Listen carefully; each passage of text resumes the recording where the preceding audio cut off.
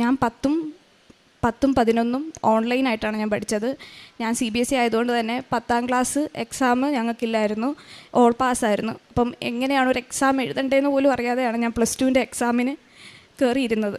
അപ്പോഴത്തേക്കിന് എനിക്കറിയത്തില്ല എന്താ അവിടെ ചെയ്യേണ്ടത്, എങ്ങനെയാണ്, എന്ത് ചെയ്യണം, എന്ത് പഠിച്ചാലാണ് എക്സാം പാസ്സാകേണ്ടതെന്ന് പോലും അറിയത്തില്ല. കാര്യം 10ഉം 11ഉം ഓൺലൈനായിട്ട് പഠിച്ചിട്ട് ഒന്നും അങ്ങനെ വലുതായിട്ട് അറിയത്തുമില്ല. അങ്ങനെ അമ്മ ഇങ്ങനെ പറഞ്ഞു തന്നു, ഇങ്ങനെ കൃപാസനം എന്ന് പറഞ്ഞൊരു സ്ഥലമുണ്ട്, ഒരു പള്ളിയുണ്ട്, നമുക്കവിടെ പോകാം, നീ പേടിക്കണ്ട എന്നും പറഞ്ഞ് ഞാനും അപ്പയും അമ്മയും കൂടെ ഒരു ഞായറാഴ്ച എൻ്റെ ഹോൾ ടിക്കറ്റ് കിട്ടിക്കഴിഞ്ഞിട്ട് ഇവിടെ വന്നു. മാതാവിനോട് മുട്ടിപ്പായിന്ന് ഞാൻ പ്രാർത്ഥിച്ച, അമ്മേ മാതാവേ, നാണം കെടുത്താത്തൊരു മാർക്ക് എനിക്ക് തരണം, എനിക്ക് അത്രയേ ഉള്ളായിരുന്നു എൻ്റെ ആവശ്യം. അപ്പം ഞാനിവിടെ വന്ന് ഞാൻ ഉടമ്പടി എടുത്തിട്ടില്ല, എനിക്കപ്പം 18 വയസ്സായിട്ടില്ലായിരുന്നു. അത് കഴിഞ്ഞ് ഇവിടെ വന്ന് കരഞ്ഞ് ഞാൻ പ്രാർത്ഥിച്ച്, ഹോൾ ടിക്കറ്റുമായിട്ട് ഞാൻ വന്ന് പ്രാർത്ഥിച്ചതിൻ്റെ ഫലമായിട്ട് ഞാൻ എഴുതി, എക്സാമെല്ലാം ഞാൻ എഴുതി. എനിക്ക് എക്സാം എല്ലാം എഴുതുമ്പോഴത്തേക്കിന് ടെൻഷനാണ്. ഞാൻ എല്ലാ എക്സാമിനും കയറുമ്പോഴത്തേക്കിനും വിശ്വാസ പ്രമാണവും എല്ലാം ചൊല്ലിയിട്ടാണ് ഞാൻ കയറുന്നത്. എന്നിട്ട് ഉപ്പ് ഞാൻ വെതറും. ഞങ്ങൾക്ക് ആകുമ്പോഴത്തേക്കിനും ഒന്നും കയറ്റാൻ പറ്റത്തില്ല എക്സാം ഹോളിലോട്ട്. ഞാൻ ഉപ്പ് അവർ കാണാതെ ഞാൻ വെതറിയിട്ട് ഞാൻ അതിൻ്റെ മണ്ടയ്ക്ക് ഇരുന്നിട്ട് വിശ്വാസ പ്രമാണം ചൊല്ലിയിട്ട് ഞാൻ പ്രാർത്ഥിച്ചിട്ടാണ് ഞാൻ എക്സാം എഴുതുന്നത്.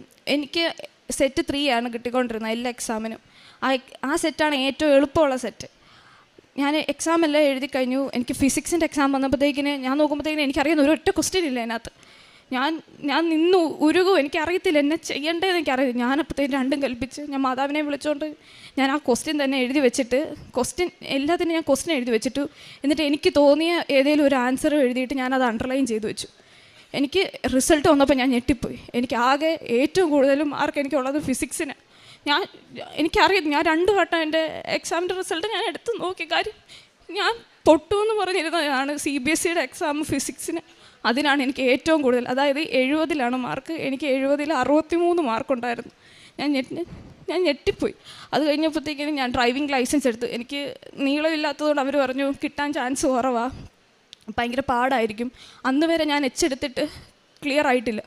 അന്ന് ഞാൻ ഡ്രൈവിംഗ് ടെസ്റ്റിന് ചെന്ന് അവരപ്പോഴത്തേക്കും അവിടെ വിധി എഴുതി എനിക്ക് കിട്ടത്തില്ല എന്നെഴുതി എന്നെ പഠിപ്പിച്ച മാഷുമാരെഴുതി. ഞാൻ അവിടെ കയറി ഇരുന്നിട്ട് ഞാൻ വിശ്വാസ പ്രമാണം ഞാൻ ചൊല്ലിക്കൊണ്ടാണ് ഞാൻ വണ്ടി എടുക്കുന്നത്. വണ്ടി എടുത്തു. ഞാൻ ഫസ്റ്റ് അറ്റംപ്റ്റിൽ തന്നെ ഞാൻ എടുത്ത്. അവരെല്ലാവരും എന്നോട് ചോദിച്ചു, നീ എന്നാ മാത്രമേ ചൊല്ലിക്കൊണ്ടിരുന്നത്? ഞാൻ പറഞ്ഞു, ഞാൻ വിശ്വാസ പ്രമാണമാണ് ചൊല്ലിക്കൊണ്ടിരുന്നത്. എനിക്ക് ഫസ്റ്റ് അറ്റംപ്റ്റിൽ തന്നെ എൻ്റെ ഡ്രൈവിംഗ് ലൈസൻസ് കിട്ടി. അത് കഴിഞ്ഞ് ഞാൻ ജർമ്മൻ പഠിച്ചു. അങ്ങനെ ഞാൻ A2ൻ്റെ എക്സാം എഴുതി ഞാൻ ഫെയിലായി. ഞാനത് ട്രിവാൻഡ്രത്താണ് എഴുതിയത്. അപ്പോഴത്തേക്കിനും എനിക്കങ്ങ് എൻ്റെ മാതാവിനോടുള്ള ഇതങ്ങ്